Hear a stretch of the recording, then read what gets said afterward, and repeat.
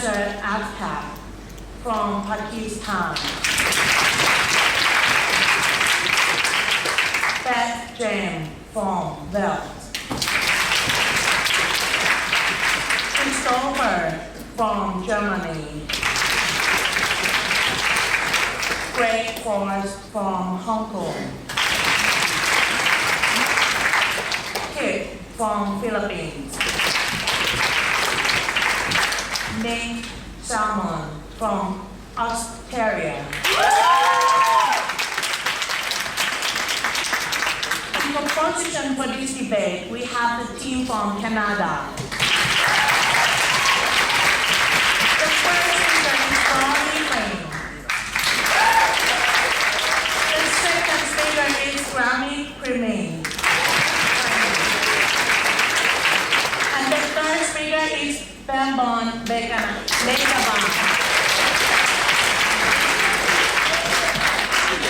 And in opposition, we have the team from South Africa. The first speaker is Josh Rupert. The second speaker is Sadia Mayet. And the third speaker is Sam Musker.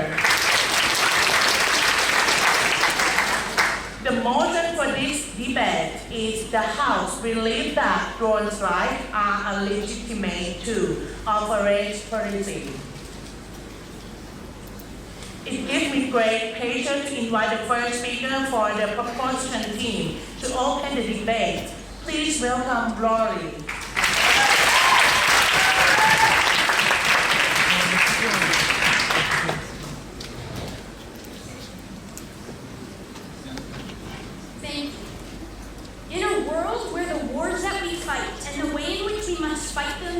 Changing every day.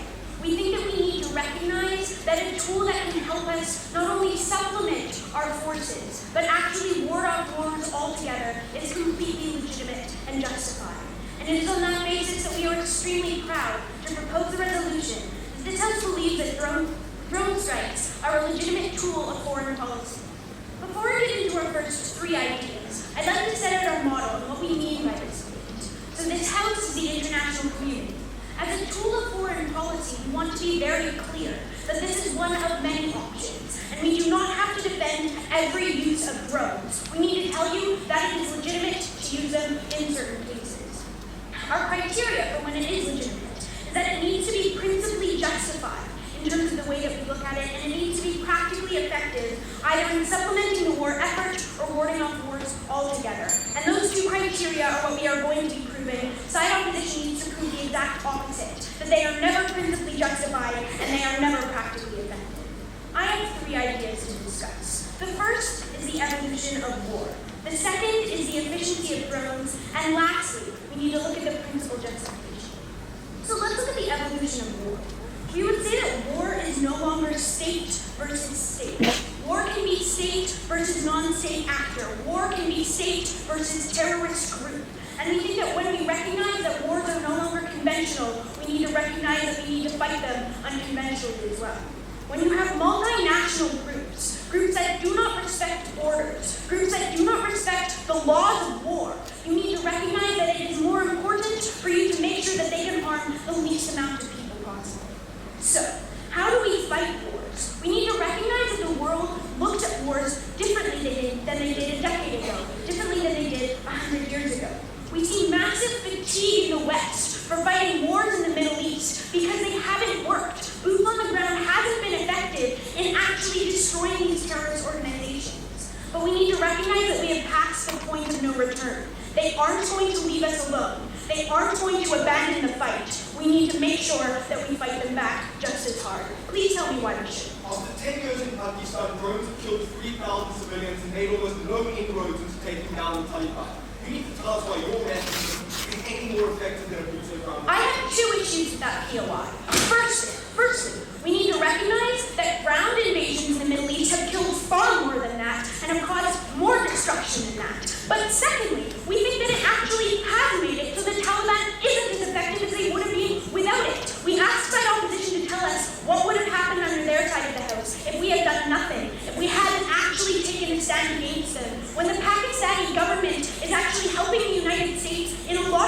drone strikes, we think that they recognize that it is being effective as well. But let's get into our second point about efficiency. We have two ideas we need to examine under this point. First of all, counterinsurgents, and second of all, in a conventional war, why we think that drones are absolutely justified then. So, let's look at counterinsurgents. What do we need to target? We need to target leaders, supplies, and safe havens. Why is that? We recognize that when you put soldiers on the ground, there is a lot that you have to worry about. You have to worry about whether or not they are going to be killed without actually providing anything to the war effort. But if they are captured, we would say that it is far worse. When you have to trade numerous prisoners to get one soldier back, when they can be interrogated, when they can be traumatized, and when they can be tortured, we think that we need to avoid that. But let's look at why we need to get rid of leaders. When you get rid of leaders, and when you actually make sure that you can get the intelligence needed to know where they are, or at least know more than you would have before, we think that you recognize that leaders are the most important part of that administration, of that specific institution.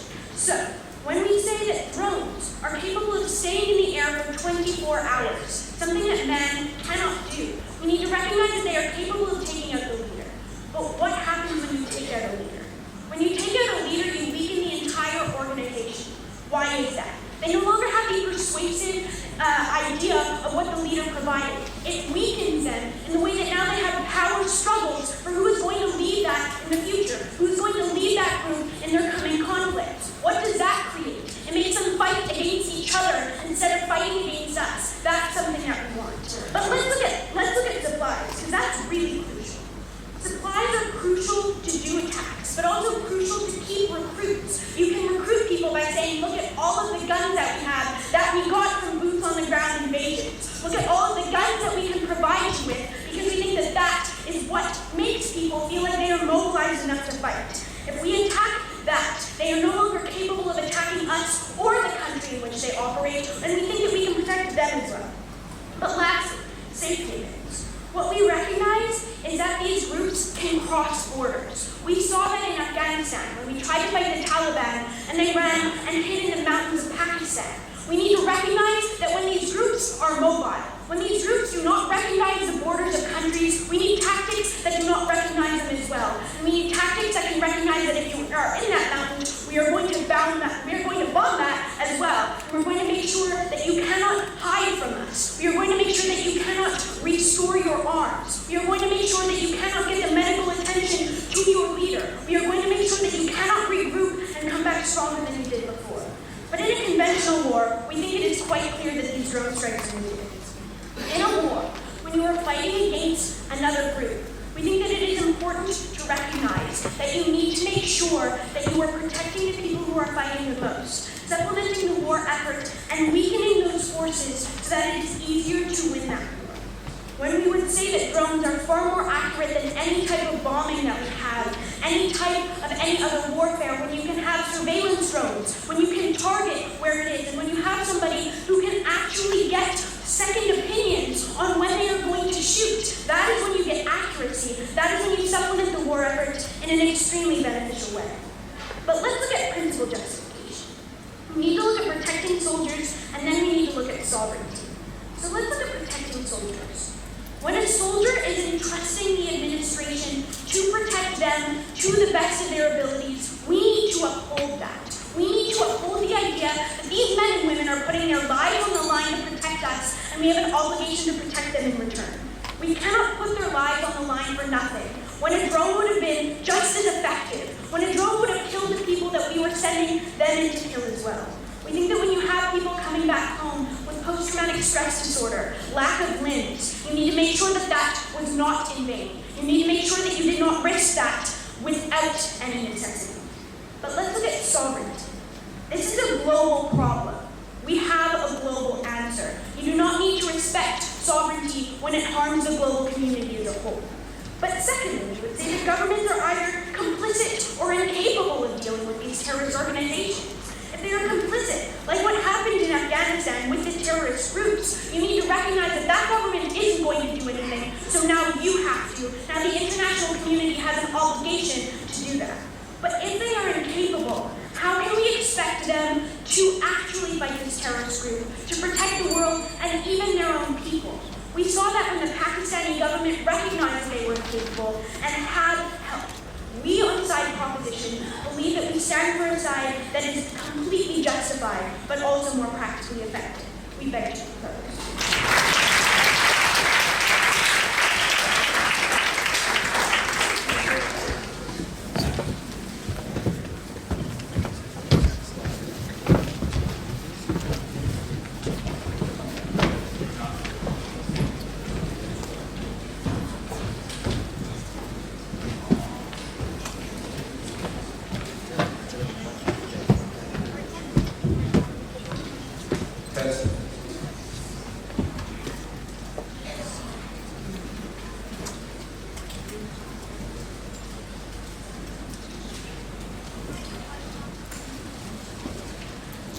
I found the first proposition speaker for her speech, and now to open the case for the opposition, a court judge.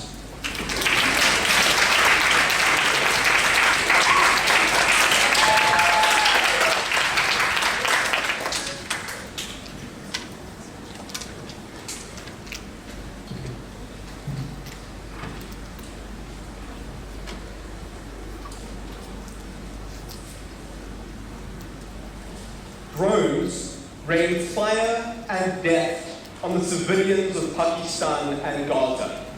To these people, they are as real as any other form of threatening mechanism. But to the man in Washington and in Tel Aviv, they have turned war into a game played with machines instead of with human lives. Today, Team South Africa is going to tell you that we can achieve the benefits of an intervention through other mechanisms, that Canada has brought you a poor case for the benefits of drones as a unique tool for foreign policy. And then we're going to extend our case by telling you that what drones do bring is a bunch of harms that no other mechanism does. That they lead to more interventions of an illegitimate nature, and that when we do intervene, they are much more pernicious, much more violent, and much more gruesome. Ladies and gentlemen, we're going to take this debate. So, I'm going to be showing you that we get more illegitimate interventions, and that when we do intervene, they are more damaging and more harmful. My second speaker is then going to be telling you that in the long term, drone warfare is significantly worse for the end goals of our foreign policy. Now, before I do this, I want to do some contextual setup, because just saying this debate about efficacy and legitimacy isn't exactly fulfilling their role as side proposition. Let's get some nuance going today. Firstly, we need to look at the way drones are used, and we say it's specifically in interventions. They are never defensively used, but rather to facilitate military interventions into other countries, usually with the aim of promoting some kind of interest for that country's people. We're going to get rid of the terrorists for you, we're going to get rid of the rebels for you, using our drones. But what we need to ask is, when we're considering this kind of interventionary foreign policy, what is legitimate? What are we really focused on with this intervention? And we tell you that it's about the people of that country, and that that's what we've got to be focused on in today's debate. Firstly, that is the stated aim of these interventions, to protect the people of Pakistan, but also because let's look at some principled analysis which they've just failed to give us. We tell you that A, there's a hegemonic obligation, that countries like the United States or France, when intervening, have massive power and are acting as protective extra-governmental bodies. We tell you this means they've got a responsibility to protect the people in those nations. But secondly, we tell you that there's a specific moral responsibility we have to engage with. Because Canada is going to lose this debate by saying drones work. Because nuclear devices work and chemical weapons work. Humanity recognizes that the goal of an intervention is to minimize civilian casualty while reaching the end goal of your product. That means that if they just say drones are effective, they're going to need to stand up in the next speech and justify why we don't use chemical weapons to eradicate 20,000 people in Gaza, or rather 20 million people in Gaza. But lastly, we've got to tell you that we've got to look at the way up of today's debate. But we'd say that side proposition is also going to defend the full range of alternatives. We tell you that we would use political tools, we would use strike teams and specifically targeted interventions, and then maybe we would use boots-on-the-ground intervention. But we have to be very clear about the burdens in today's debate. But we don't have to defend a military intervention by troops. We can think that that's also bad. What we need to question is whether drones themselves are a particularly pernicious mechanism, whether drones themselves are too damaging to accept, and thus whether they should be excluded from our arsenal. That's exactly what we're going to do in today's debate. So now, before I move on to my substantive matter, let me address some rebuttal. And here the first and main point I'm going to address is their efficacy analysis. What am I going to conclude? I'm going to tell you that the benefits they've brought about can be achieved through other mechanisms, and thus, when I prove the harm to my substantive matter, we can safely exclude this particularly harmful and unnecessary mechanism from our arsenal. But then to show you that there was some kind of benefits unique to drones and not just to any other kind of military intervention. So, firstly, tell you drones stay in the sky for 24 hours at a time. Great. Use them for that. Use them to gather intel. Don't use them as the people who actually send the missiles. Completely non-inherent. Secondly, they tell you that we take out leaders. Awesome. Taking out leaders is a great strategy, but when we took out Osama bin Laden, it was with a group of men with guns, not a drone, and again, not inherent. Thirdly, they tell you that supplies are a problem. So they didn't really make analysis here, but I think what they're trying to tell you is that when we put military troops on the ground, we expose the potential for militants to steal our weapons. Don't let them steal your weapons, for God's sake. That isn't a harm inherent to military interventions. Moreover, we tell you that we don't think that really happens ever unless you're the United States and not properly removing your arms afterwards. That's just silly. Rebels buy their guns from the black market, not stealing them from invading arms. And then they tell you that there's movement and that's a problem. Okay, so if you're moving across countries, firstly, why use drones? Why not use long-range F-16s? We don't think there's a difference. But secondly, we need to tell you that that isn't just an argument. Because how many countries are they going to intervene in? If drones can move everywhere, are they just going to bomb a bunch of countries in the Middle East and say that's okay? We think they're going to do more to justify that. Then their principled analysis was basically just like, we've got to protect our soldiers. Great, but we don't protect our soldiers at the cost of civilian damage. So we can show you damage, that's not an argument either, but the best way to protect our soldiers would just be to nuke these people, because that would lead to absolutely no deaths and no risk. So now let me move on to my substantive math in this debate. The first thing we're going to tell you is that we get significantly more interventions when we use drones. So, drones are very much cheaper and less damaging. And this is an analysis they forgot to make, but I'm going to make it for them anyway. Because they cost a tenth of an F-16 plane, and there's no cost for a mobilization of soldiers and cost of soldiers' lives. Why is this bad? Because it increases poor interventions in parts of countries. A, we get self-interest interventions. When there's some kind of marginal gain, for example, oil for the United States or something else, whereas before it wasn't justified because it would cost you $40 million or $40 billion, now it is, because you only have to use your cheap drone program. But plus, we get a lack of proper consideration and care. Whereas before, to mobilize the troops, you have to say, are we actually going to win this conflict? Are we actually going to make a difference, or are we just going to kill people? Now you don't have to do that. We think that what happens is countries skip over all other processes. They go straight to an intervention before trying negotiation because it's so easy to do so, but they also plan improperly. They don't think about whether it will actually work because it's got almost no cost to them when it goes wrong. Plus, we tell you that the way drones are used in the real world is that they are kept secret. And this is something we're going to have to deal with. We tell you that when you don't have to put drones in your Congress budget speech because they're so cheap, we tell you that when you don't have to keep it secret, but you're not mobilizing 40,000 people, but rather 14 people in a room in Washington, it's very easy to keep them completely secret. This means the moral electorate isn't able to stop that intervention from happening, and when interventions go horribly wrong, like in Pakistan, they're kept secret for like 8-9 years before the population finds out and actually holds Obama accountable. We get much less protection in this space. I'm not going to take you now. Then we look at the specific harms of drone programs and why they just aren't working in today's world. And firstly, we tell you there's a decreasing marginal utility. That the problem with drones is that people just learn to hide in caves and then they're useless. Why? Because they're unadaptable. Unlike ground troops, you can enter through different mechanisms, use helicopters or the ocean, travel in large teams or small teams. Drones are always from the air, drones are always armed with missiles. They are much less effective because people very quickly learn how to move away from them. But also, drones are much more harmful. And we tell you that because drones are slow and not fast, they must attack from kilometers above the ground. That means that they're less accurate than an F-16, which can fly in at 200 meters and actually see where the problem is. But secondly, they only have one type of ordnance, and that is gigantic bombs that destroy 40 houses. Because unlike ground troops and unlike specific planes, which can have machine guns, drones drop hellfire missiles. Drones drop munitions that spread shrapnel and spread death in ranges of 100 meters. These are not specific tools. These are not things that we can possibly defend in today's debate. Ladies and gentlemen, because all of the benefits are non-inherent, because we've clearly shown you that we get more interventions and we get worse interventions, we are going to win this debate. I am proud to oppose.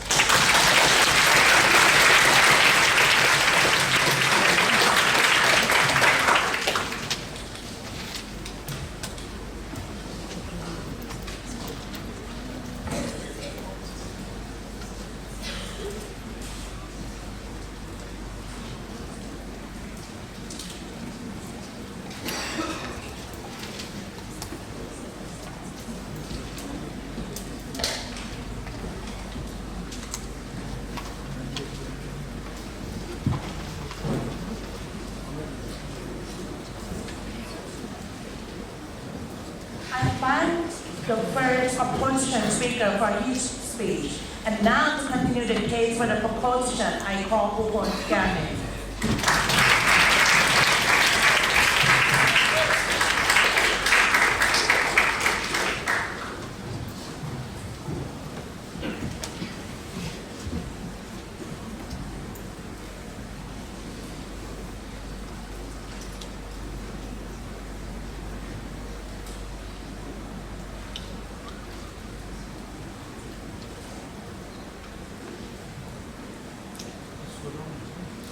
Ladies and gentlemen, the nature of war is one that is changing in a global community.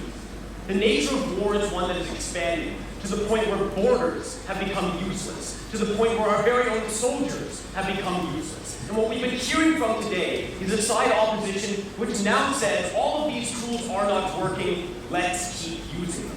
What we would tell you inside Proposition today is that drones are not only the most effective tool to fight terror in the world today, but they are also the most legitimate because they minimize the amount of collateral damage on both sides and stop the spread of hatred in the world that continues to lead to these uprisings and continues to lead to all the problems of terror we see in the world today. And it's because they've never been able to respond to that basic fact of our case that this case is still going to stand. I want to do three things in this speech. Firstly, let's run through what we've been hearing out of the op-ed as a whole and show why there's a lot of flaws in our argumentation. Secondly, go into Sarita and Rory's points, and then we'll move into our final constructive argument, talking about how this actually benefits our foreign policy objectives. But first of all, what did we get out of the opposition bench? Because the answer is quite little. What we first of all hear from them is the idea that this will lead to illegitimate interventions because drones are cheap.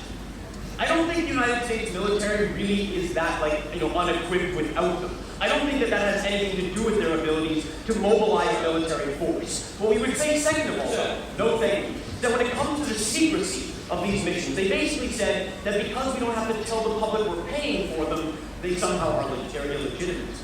The United States military, or any military for that matter, does not have to confirm every operation with the public. They don't have to share military details with people. So if that really is their issue, that's a problem with military policy as a whole, and something that they need to fix. But beyond that, what they tried to tell us is that there is a specific harm of drones.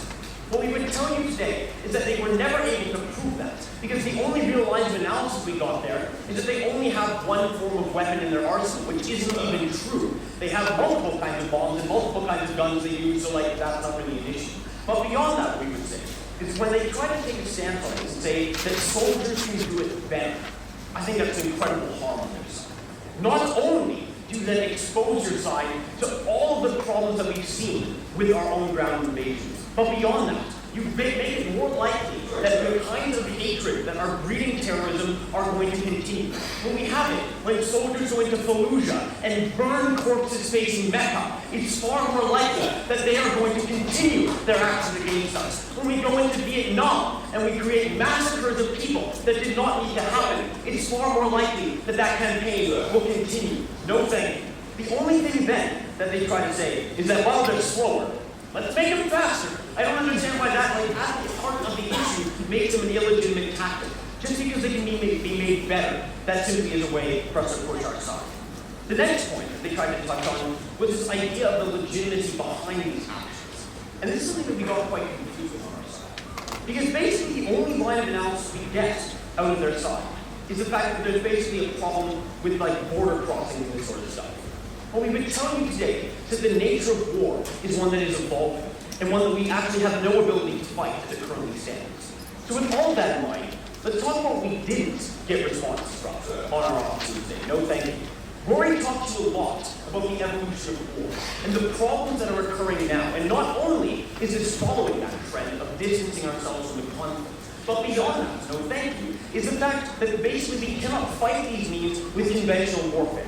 Rory talked to you a lot about the problems with the fact when people can retreat into Pakistan out of Iraq and we can't go and get them, it allows them to further mobilize. No response out of the opposition bench. No thank you. We talked to you a lot about efficiency, and the only response we get out of the op bench is then why don't you just nuke them? I'm pretty sure I'm able to say that we're able to minimize harms on our side when we don't do that, but still maximize our efficiency. I don't think that's the dichotomy they can try to force us into today.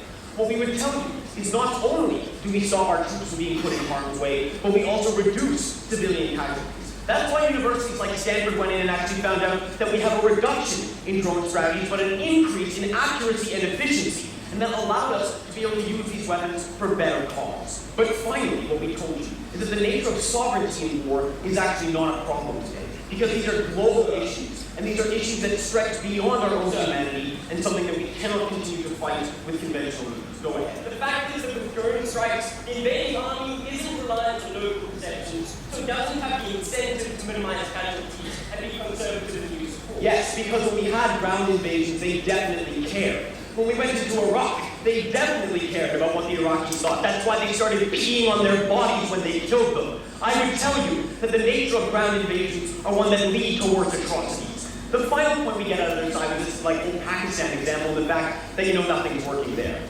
Yeah, it is. 10 years ago, Pakistan couldn't have an election. But more than that, after 10 years of effective Taliban insurgencies, they would have control of Pakistan's nuclear weapons. I think we make a safer world when we can prevent them from being able to access all those arsenals.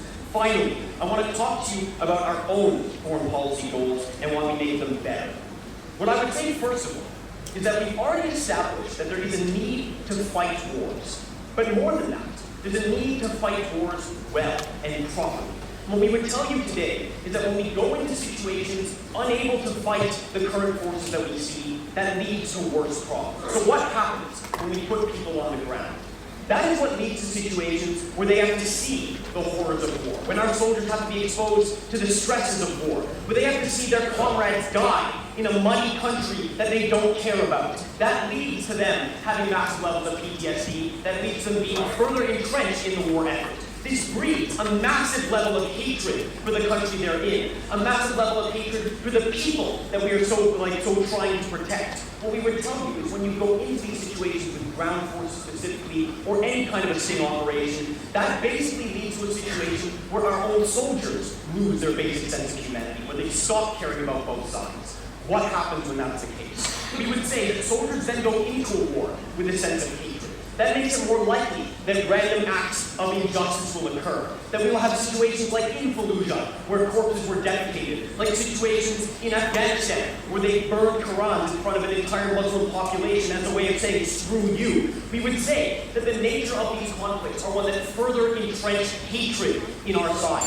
When this happens, what we basically think this leads to is that, first of all, on a basic level, we have to prevent these atrocities at all standards. But beyond that, what we would say is that this leads to better conduct in war, and therefore better reception of war. When we go in and do these terrible things, that basically makes it so this insurgency grows. It makes it more likely that we will never be able to escape the problems of today. The most important tool for ISIS in the world today is to be able to say the Americans came into Iraq and killed all of you and then left. And they did all these bad things to you. We're the only ones that are left. What we would say is the world today is one where ground forces and any other form of foreign policy tool basically leads to further hatred and an inability for the people that we are trying to save to accept our own goals. So because we are a side proposition that has given you a better tool that is able to fight the changing nature of war, able to reduce casualties on both sides, and able to further enshrine a sense of moral legitimacy in war as a whole, we as a side proposition are here to proudly stand for this motion. Thank you very much.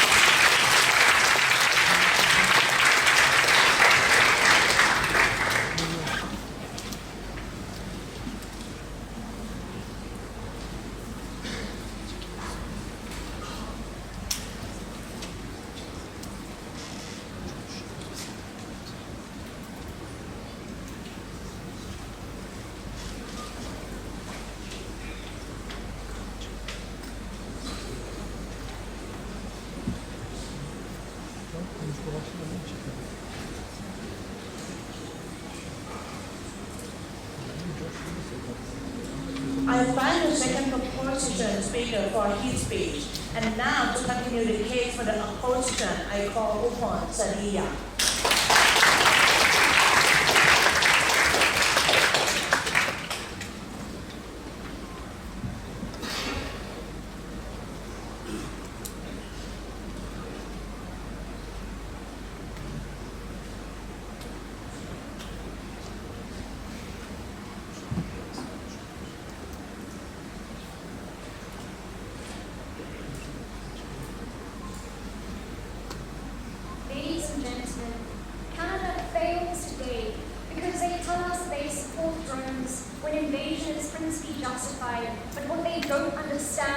is inherent to drones creating countries that go into invasions that aren't principally justified. Ladies and gentlemen, the fact of the matter is the very nature of drones creates irresponsible invasions, creates further harm that we don't stand for in today's debate. So in my speech today, I'm going to be showing you why drones inherently, in any way, their involvement undermines the capacity to establish long-term stability and sustainable intervention. But firstly, in my rebuttal, we have to look at two questions. What effect do drones have on the principal justification of invasion? And then secondly, how do we let's look at the exclusive benefits or the exclusive efficacy of drones, which we're still waiting for from the proposition side. So let's start with the principal question. And we'd like to remind the House today, ladies and gentlemen, that the reason my first speaker asked you whether we would nuke countries was not to say that we would like more effective war, was the fact is that we don't just do the most effective thing because it's really effective. We first have to have principal justification conceded by the proposition, so they have to agree with us. So what's the matter we're dealing with here, ladies and gentlemen? It's that the proposition doesn't understand that drones inherently undermine the cost way up that countries make when they decide whether or not to invade. We're not operating in a world where every terrorist is objectively bad or every person the USA points at is definitely bad. So what does this mean, ladies and gentlemen? It means that when drones are in the way up, comparatively, they cost so much less. It's a pack of 6 jets and 50 people going in versus 3 drones, which on a comparative are much, much less in cost. And yes, it means less cost to human life in terms of soldiers, but that cost to human life in terms of soldiers is particularly important because it means that countries don't just run into other countries and do whatever they want because they have to take into account the loss of life of soldiers. Furthermore, ladies and gentlemen, inherent to drones is that they can be kept secret. That when we're talking about other types of war, there's no way to keep it 100% secret from the public. But why is this specifically important? The proposition would tell us that no, the public doesn't, that the military doesn't have to confirm every single operation with the public. But I'm missing the point. The fact is that when you have a proper invasion that's not just drones, you can't avoid people finding out about it. Which means, ladies and gentlemen, not confirming the initial decision, but an accountability mechanism that only comes into play when the public knows about it, that is not achieved with drones because it's sit down, so it's just possible to hide drones and to hide those invasions where it's not possible to hide other types of invasions. Furthermore, ladies and gentlemen, so far the proposition just hasn't had any principles in today's debate. They threw at us the fact that we have to value soldiers' lives, but ladies and gentlemen, soldiers' lives are critical to responsible warfare. Soldiers' lives are not the only lives being lost in warfare. The lives that are already being lost are the millions of people who did not consent to be invaded in the other country. On a principled basis, ladies and gentlemen, the proposition is failing. But furthermore, when we look at the practicality, they also haven't shown us much. Because let's be clear on their verdict. They needed to show us inherent, exclusive efficacy to drones that couldn't be achieved otherwise. We tell you, ladies and gentlemen, this is not a debate about ground troops versus drones. This is a debate about lots of different weapons in our arsenal, about incredibly accurate fighter jets that can fly lower than drones can fly, compared to drones which have to fly high, which therefore compromises their accuracy. Ladies and gentlemen, we stand for the fact that we don't have to defend only ground troops, but that we can use a combination of weapons. There are no inherent benefits to drones that cannot be achieved by that combination. Yes, sir? When every single action on a drone is recorded for your superior to see, how does this make accountability in war worse? It's much worse, sir, because of the specific detachment you get from when we use drones. It's not only about the drone itself doing things, it's about the man sitting back and controlling that drone, ladies and gentlemen. When there's this level of detachment, this level of isolation, drone warfare is specifically worse. That accountability just doesn't exist for. Ladies and gentlemen, there is no inherent benefit to drones. Let me move on to my substantive. So here I'm going to show you why in the long term, drones' involvement in intervention harm the long-term aims of foreign policy. So we first have to understand that intervening in a country is not just about the initial intervention, it's also about establishing long-term relations with that government, with that state. It's also about rebuilding stability. We care about these things because any country does not want to be that country who just messed up a country together. They do care about rebuilding that country to a certain extent. Furthermore, there is potential to create an ally relationship. Those type of things are also part of the equation when we intervene in other countries. So what do we have when we do have ground troops, or at the very least, a combination of different factors rather than just drones? We have an army on the ground that is there that can ensure security, that can rebuild peace and policing, that can provide cover when we want to deliver humanitarian aid to the victims of that war. So we can build some type of recovery from the war situation. No, thank you. So why do drones specifically practically not do this? So first of all, drones as a mechanism are pure war machine. There is absolutely no human element. They can only strike. They don't have the capacity for security. They don't have the capacity for controlling people on the ground or ensuring stability and recovery from these operations. But moreover and more importantly, ladies and gentlemen, let me show you why drones' involvement at any point in the intervention completely undermines the capacity for long-term relationships and long-term stability. Well, for that, ladies and gentlemen, we need two things. We need the best possible relationship with the former regime leaders, the former government, whoever is in power at that time, but we also need the people as far as possible to buy into this type of thing. So we understand that war is always ugly and always something that people don't like, but on a comparative, ladies and gentlemen, drones are always much worse. So let's understand the reality. When we have a normal type of intervention, one that doesn't involve drones, we have people on the ground in that country that's going to intervene in who at least know to a certain extent what's going on. Because with normal warfare, you cannot hide it. You're going to literally see things coming for you. There's at least some potential to know what's going on. However, when it's a drone strike, when there is no warning whatsoever, it is so much more aggressive. It is so much more damaging to you as people and feeling like a very violated nation.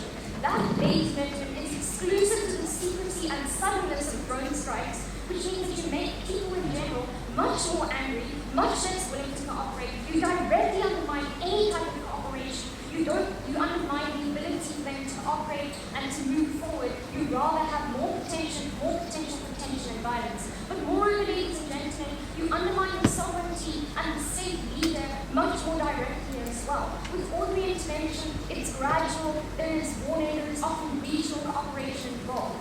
The directness and suddenness of drones means that the Pakistani president wakes up in the middle of the night with no forewarning, suddenly to find that his sovereignty has been violated. He had no chance for his troops to defend. Ladies and gentlemen, that is the ultimate aggressor of both states. In the interests of principally justified war, in the interests of long-term stability, in the interests of actual peace for people, you have to side with South Africa.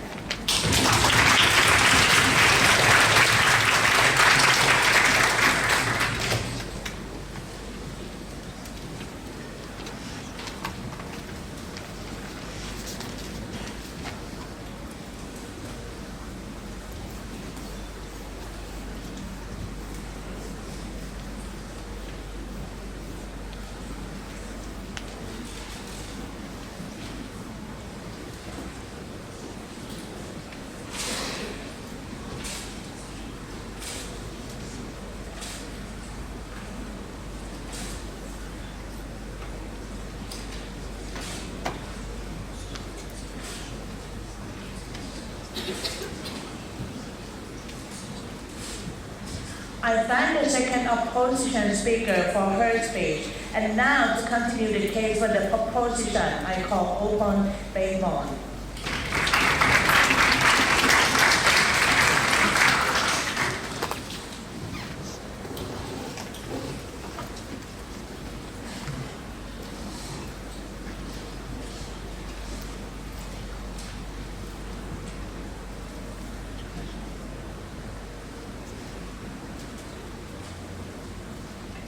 Mr. Speaker, I want to make one thing very clear.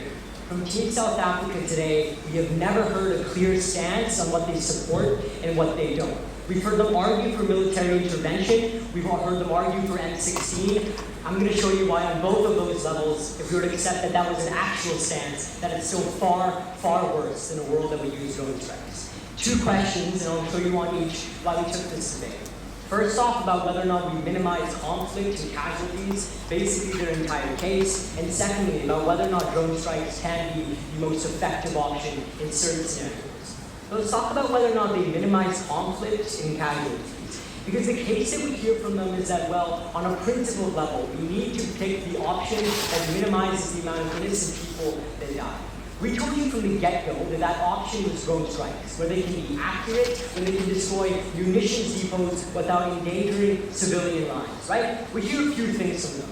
And the main thing that we hear is that, well, actually, they don't cost that much. And because of that, governments are just going to use them constantly, and they're never going to think about when they use them. The first thing we told you, straight out of Graham's speech, right, is that that's not the calculus that they make. They don't think like the United States, the government clearly does not care about how much money it funnels into its military. It's very clearly able to do whatever it wants. So that's not really an argument. But beyond that, we told you that we also don't really need to defend dumb decisions, right? We don't need to defend a case where you use drone strikes just randomly on a target that isn't very valuable and kills innocent people's lives, right? We told you that at first, we said it again at second, and we were conveniently ignored by their side of the house. But finally, what we'd say is that why is that necessarily all that bad on the comparative, right? Because the comparative in this debate is either the people of that nation, the invading nation, the drone strike nation, are too shell-shocked to do anything, and they let terrorism fester, or they go in with boots on the ground. And if you're genuinely scared about needless lives dying, why are you prepared to defend innocent people getting shot from the barrel of a rifle? No. What we hear beyond this is that, well, drone strikes can be conducted secretly, and because of that, they're less accountable. We told you first that, well, actually governments will do secret things anyway. They had an entire prison called Abu Ghraib that literally no one knew what was happening within, right? So I don't understand why these problems are exclusive to drone strikes. But we told you beyond that is that it can actually hide it that well. When WikiLeaks goes up and leaks literally tens of thousands of documents that say exactly when, at what time, and where a drone strike was shown, we clearly showed you from the beginning that there are mechanisms in place, current mechanisms, that keep them from being secret and keep them accountable. No. But what Graham gives you in a POI that was completely ignored was the idea that these drone strikes are recorded, that you cannot hide the bodies. That was the main response we gave you. That as a trend on their side of the house was never dealt with, never touched, and completely ignored. We get more accountability in the status quo, and actually a lot more in a world where soldiers can kill innocent people and we have no records about it, right? If you want to talk about innocence, let's talk. No. From the second speaker, we hear that, well, there's a huge disconnect between how the soldiers think when they're doing a drone strike and what actually happens. That wasn't analysis, that was an assertion. But beyond this, we're going to say that you have psychological testing to make sure that these drone strike operators actually know what they're doing. But then something very important happened, if you're listening to the second half of Graham's speech, where he brought up an entire point about when soldiers feel really disconnected is when they're sitting there with guns, with innocent people down the barrel, and they shoot because they become desensitized, because they see them as their enemy, they see them as evil, right? That is when you get needless civilian casualties. That's when you get these psychological problems that they want to talk about on their side of the house. There was never any actual refutation to what they said. No.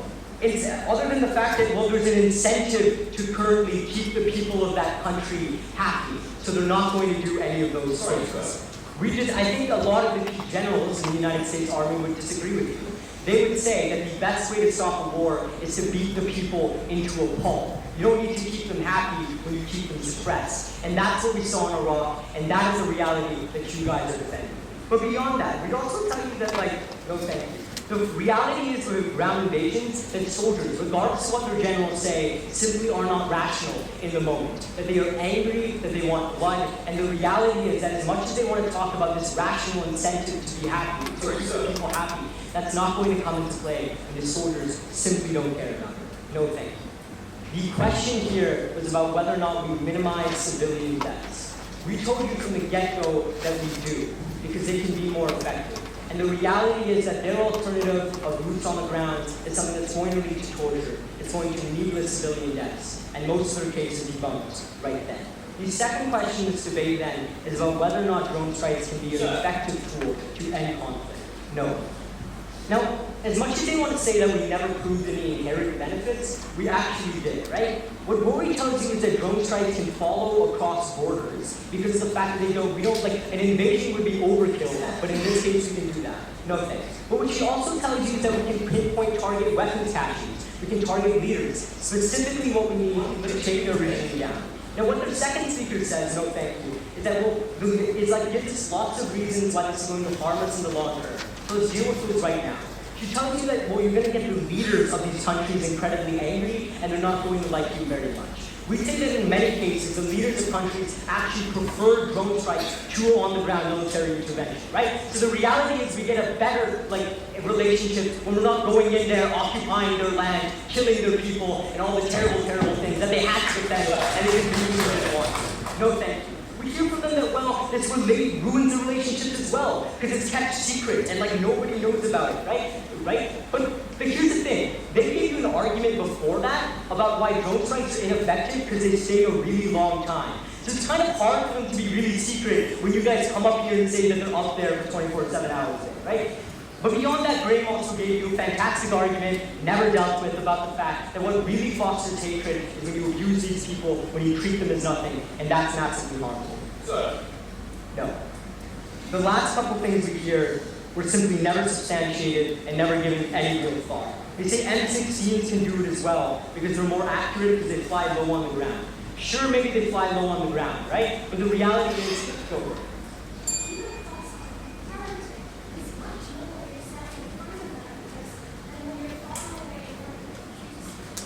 No, not when you are psychologically damaged and you desperately want to kill them because of the enemy. So no. They say that M16s will fly low to the ground, and that's going to be fantastic. It doesn't really matter that they're flying low to the ground when their bombs are bigger, when they get more shrapnel, and they destroy more things, right? So that's not really a thing. After that, they say that, we took out Bin Laden with men as well. Ray gave you literally 4 reasons why going in, boots on the ground, is an awful idea, even if it's a pinpoint operation. He tells you good luck getting it to happen politically, if it's going to happen at all. After all of these problems we've seen in history, there's no one that's going to support this. But she also tells you that if you want to talk about civilian casualties, that's when they're most prevalent. He tells you that they can't follow borders, which is an exclusive benefit we gave you on our side of the house that was never talked about. And finally, he tells you that the people are going to be far more angry when you put your troops into that country and we destroy them that way. Take 2 things away from this debate. First, that the best way to keep people alive, innocent people alive, is with a pinpoint drone strike that we give you. But also that we get better long-term stability. We retain a relationship with these leaders, and beyond that, we destroy the munitions and everything these terrorist groups need. On all those bases, we're proud to propose. Thank you.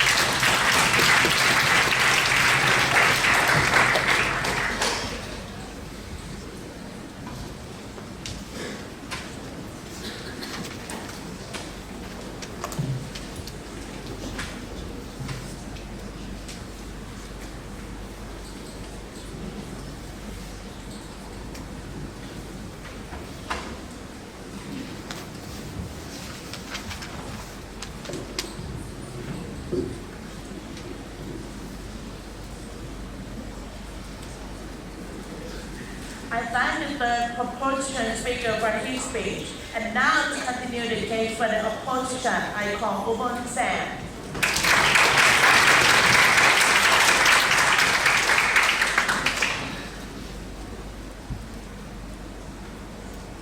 Drones make war into nothing more than a game of chess. That's for the aggressor, at least. For the country that is being attacked and invaded, war is just as, if not more, deadly. That's why drones lead to worse war, more war, and less justified war. And that's why drone strikes are an illegitimate tool for international relations. I'm going to be talking about 4 factors in today's debate. Firstly, are drones necessary as a military tool? Secondly, do drones minimize or create more harm? Thirdly, do drones undermine democracy? And fourth, do drones undermine sovereignty? But before that, let's just take a nuanced and realistic look at what the alternatives are in today's debate. Because Canada have tried to force South Africa into arguing for Normandy, for a massive 2 million troop boots on the ground invasion. That's not realistic. What opposition is arguing for is for due process being followed. Because when drone strikes aren't an option, that's when governments are forced to look for the least intrusive, least harmful mechanism of involvement. They start with negotiations. If negotiations fail, we move to strike teams. If strike teams fail, we move to manned airstrikes. If manned airstrikes fail, then we put troops on the ground. So naturally, when we don't have the easy option out of drone strikes, that's when we look for the least harmful mechanism of intervention. We're not comparing this to Normandy. So first question, are drones necessary in fighting a new type of war? So Canada told us that war has changed, war has become less of state-to-state, more state distributed organizations, and in light of that, we need the kind of surveillance, we need the kind of intel that comes from these drones. What we say is that just because drones work doesn't mean that alternatives don't. What we see is that even under opposition side, we do still have drone surveillance. The surveillance is about drone strikes. So we can have that drone surveillance, we can have precision fighter jets, we can have precision strike teams, which has specifically been designed to target this new type of distributed warfare. Even if Canada has proved that these drones are highly effective, that doesn't mean that they're necessary. And even if they're necessary, that doesn't mean that it's a legitimate tool. That's something that Canada haven't proved today. Second flash, do drones minimize harm? Jeremy showed you that no, they actually massively inflate harm. So firstly, proposition says that drones are accurate and precise, that they minimize collateral damage. Our response to that is that firstly, drones reduce the incentives and barriers to war. What that means is that in many cases, we're talking about drone strikes versus no military intervention. Drone strikes specifically create this kind of intervention, create these kinds of strikes where it's not necessarily necessary. More than that, it means that we get more attacks. We get more of those lives being lost. So even if it does minimize harm, it creates harm where we would rather find diplomatic solutions. So thank you.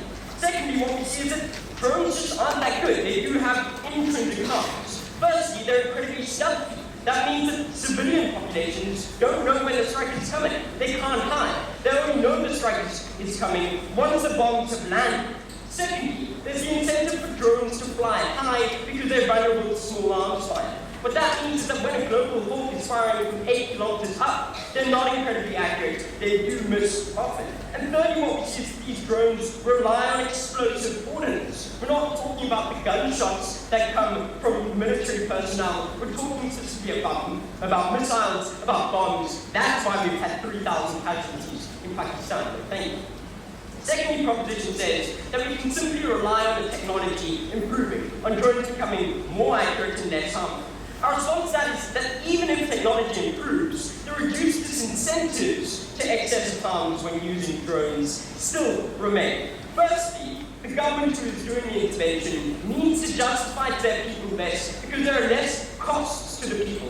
Less costs in terms of your brother's life, less costs in terms of budget allocations. Secondly, it means that drone units, have to justify to high command less. The fact that there are reduced costs, reduced risks with drone strikes, means that it's conducive to greater delegation in military command structures. That's why in the US, we've seen great independence being given to these drone strike units. That's why they're less accountable to their superiors. Thirdly, the military is less reliant on local perceptions. They don't need the buy-in of the government to give them the infrastructure that they need. They don't need the buy-in of the population to feed them intelligence and to not obstruct their operations. So thank you. They remove that incentive to those people. Fourth, what we see is that the distancing that comes with drone operations leads to greater harms. These drone pilots are literally trained on video games. They are trained to kill people as if they are characters in a game. That's what leads to increased harms. Thirdly, proposition says that drones provide for accountability through the recording of these operations. Two responses. Firstly, everything is recorded these days. Even boots on the ground soldiers have helmet cameras. Secondly, even if governments have this review footage, that doesn't necessarily mean that they care. The fact is that these drone operations can be done incredibly stealthily. You only need 1,000 people and a very small portion of the budget. That means that the population is less aware, so government doesn't really care about these things. Fourth proposition says that boots on the ground invasion are incredibly harmful. What we'd say is that one, in some cases they are harmful. We'd say that's illegitimate too when it's done badly and without regard to human rights. That doesn't mean this is any more legitimate. But secondly, often boots on the ground invasion isn't the alternative we're talking about. Man. On the point of stealth, if it is so stealthy, then also the terrorist organization doesn't know that you are harming them. We are far more effective in that goal. Here's where you miss Josh's notes. Josh told you that these insurgents hide in caves, hide in basements, hide in shelters. They don't need to know when it's coming. They do that anyway as a precaution. So those individuals are safe from these drones, whereas civilians don't live their lives in a cave because of us. Civilians are. So we told you that drones lead to more war and worse war. But thirdly, do drones undermine democracy? Here we tell you that it's less costly in terms of human lives, it's less costly in terms of monetary costs. And more than that, it's more covert. Because it's small teams, small budgets, it's easier to hunt. But that means that inherently, governments are less forced to justify to their populations. We drew that to the conclusion of getting more wars and worse wars, but in and of itself, that makes it an illegitimate tool. Because when populations aren't consenting to what their government's doing, we think that that's incredibly illegitimate. All Canada says, yeah, that the US military doesn't care about lives, doesn't care about costs. They do this kind of thing anyway. No, but the US public does. And when we are using drones, they force their government to care about going to war, to disregarding other populations for their own selfish gain. So fourth, do drones undermine sovereignty? We told you that there's less reliance on the infrastructure in that foreign country, because yes, you don't need their air bases to land the planes. We told you that there's less reliance on their perceptions, because you're not reliant on their government or their population supporting you. It means that we undermine sovereignty more readily. Canada says, yeah, that sometimes it's necessary to undermine sovereignty. Yes, sometimes it is, which is why we would only undermine sovereignty when absolutely necessary. This reduced incentive to respect that sovereignty means that we undermine those legitimate governments often when we don't have to. So ladies and gentlemen, because Team SA has proven to you that drones lead to more war, worse war, and less legitimate war, we take today's debate.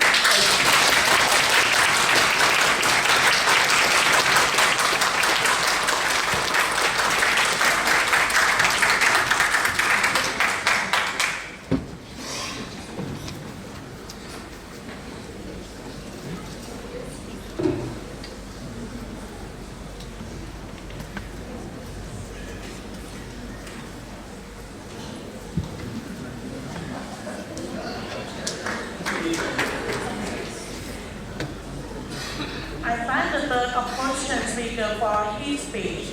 We now move to the team formally concluding reply speech. To deliver the opposition's reply speech, I call upon Josh.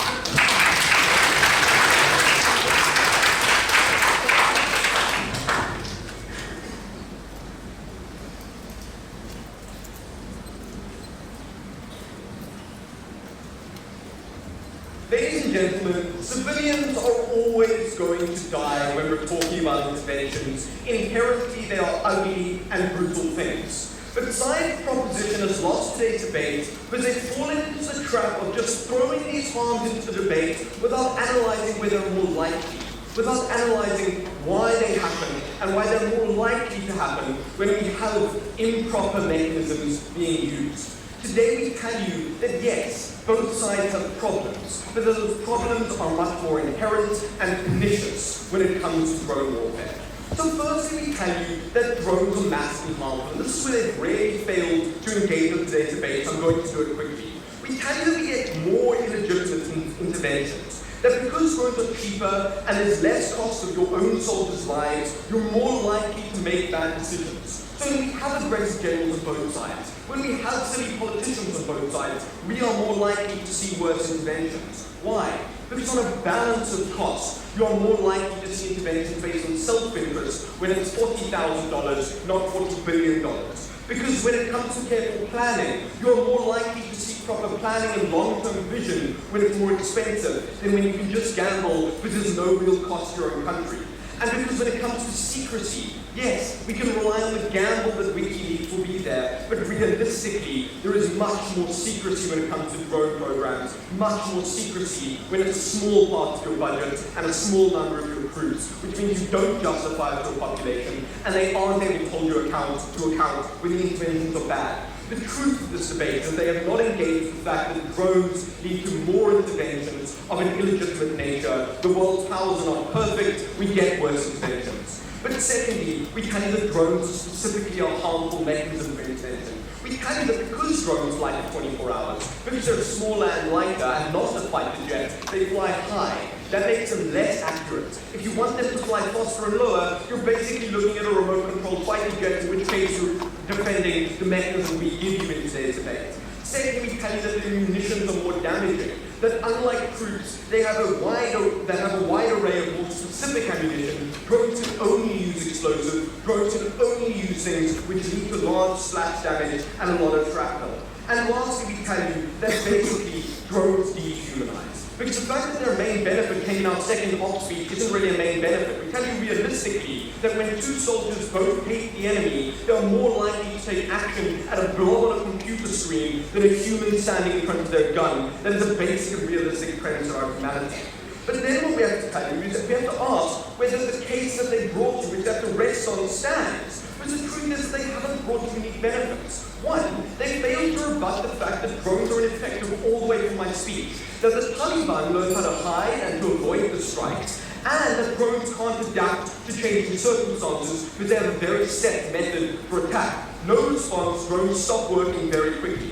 Then they give you a bunch of benefits that aren't inherent. They tell you that we get things like cross-border attacks, which we say, fine, we can get those as well using a number of mechanisms. And they tell you that we do things like strike weapons depots. This is just what war is. Those aren't unique benefits to drones, and we get them through our mechanism. What is our mechanism? A variety of carefully tailored other interventions specific to the exact nature of the conflict. We don't need to defend all of them. We just need to tell you that we get the benefits they get using our mechanisms, minus all of the inherent harm. And lastly, we tell you that accountability isn't a unique benefit, because even in those kind of cases, we think that the situation is that both people are reported, soldiers and drones. Ladies and gentlemen, the truth of this debate is that Canada's been unable to show you an inherent benefit, unable to show you why we need drones. But what we have been able to show you is that they lead to more interventions, they lead to worse interventions. I am proud to oppose this motion.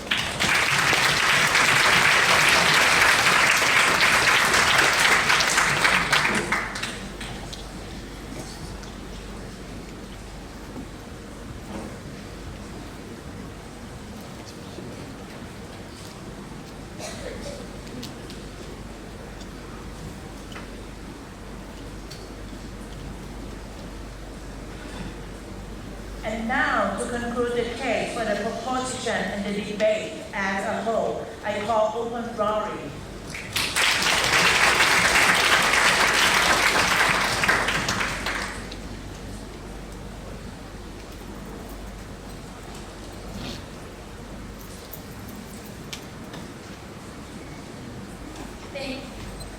Team South Africa says that they support a variety of options. They analyzed two, and we've proven to you on our side of the house why, regardless of whether or not we are defending drones in every case, it is a valuable tool to have in our arsenal. It is a valuable option to have. They never actually proved to you why all of the harms they talked about meant that we cannot use it in specific circumstances, which is why I am still completely proud to propose. I'll show you why we won on two things. The first is justification. The second is efficiency. So what did we get from site opposition in terms of justification? They told you that you need to be able to justify the human lives that are lost, and they told you that you need to be accountable to the people who live in that country. But what did we tell you on our side of the house? We told you that in Pakistan, when there were 3,000 deaths, that would have been multiplied tenfold if you had had any other form of invasion, if you had had any boots on the ground. But furthermore, what we told you is that accountability doesn't exist when you are taught through the weapons that you use that everybody you see is the enemy, that everybody that you see is someone who deserves to be killed because they are the reason you are in this country, they are the reason you saw your friend die, and they are the reason that this war is being fought how you justify sending these soldiers in, giving them post-traumatic stress disorder, when that causes mass harm to the country at large. But they told you lastly that you need to be able to publicly justify it in the country where the drones are coming from. They told you that the society needs to know in order for it to be effective. Yet they defeat their own case when they also bring forward the example of killing Osama bin Laden with an operation that society had no idea about, with an operation that society could not have known about in order for it to be effective. They never told you why efficacy means that society needs to know about it.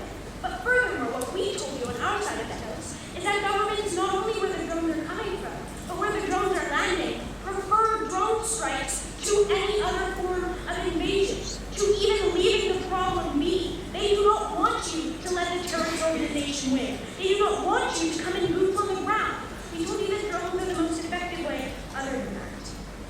Further, even if the decisions that our politicians are making are silly, even if that is the case, would you rather the decision that they make be made and then there is a boots on the ground invasion, or would you rather them make a silly invasion with a drone strike that has far less casualties than any example that they've been able to provide you about boots on the ground? We think we won justification. But let's look at efficiency, because we find this quite funny. The only thing that they were able to bring up to combat drones were fighter jets that were remote controlled. That's a drone. That's what drones are. Furthermore, what we would say is that when they advocate for jets, they're advocating for the disconnect. When they advocate for tanks, they are advocating for the disconnect. That's just a fact of war. But furthermore, what we told you on our side of the house is that you get more legitimate tactics when you have to justify them to your superior who looks at that tape. They told you that they don't care about the tape. Why not? What we told you on our side of the house is that you get